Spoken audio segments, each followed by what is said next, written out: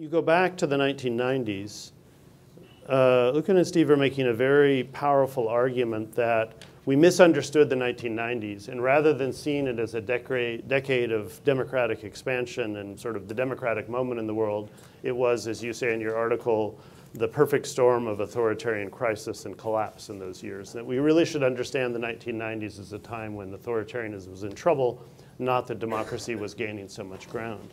Whereas Larry, I think, has been very much a proponent of the view that the 1990s was a key moment in democracy's expansion, and see it that way.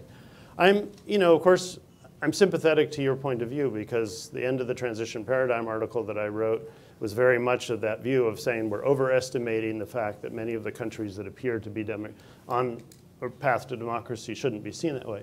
But I think you're a little bit in danger of throwing at least a few babies out with that bathwater. And let me point to a couple of cases that are, I think, just emblematic of your view. And it's very revealing when you name the three reasons why authoritarianism was in crisis in the 1990s.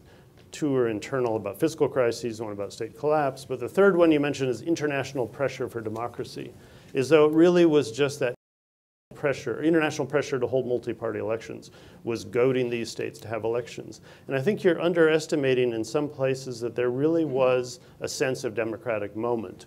It wasn't just state collapse. I would take Zambia, which is one of the cases that you mentioned on the list of countries that really shouldn't be seen as ever having been in a democratic transition. In 1990, the movement for multi-party democracy in Zambia was real.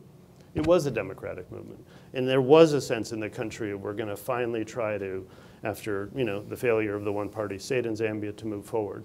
And I think there are at least a few cases that you're sort of throwing out and saying it was all really just authoritarian collapse that really were emblematic of something bigger that was happening in the 1990s that was a sense of democratic spirit. Similarly, Russia, big case, a touchy case, but you're saying, you use the term, which I think is a powerful one, the analytic concept of pluralism by default, that Russia was a good example of a country that didn't really experience any democratizing moment in the early 1990s. It was just pluralistic because the state couldn't gain full control, the state was too weak. Again, I think that sells short a little bit what was happening in Russia in those years. No, there wasn't a robust popular movement for democracy, but I do think there was, in a sense, some embrace of the idea that Russia can finally try to make a real sort of go at becoming democratic.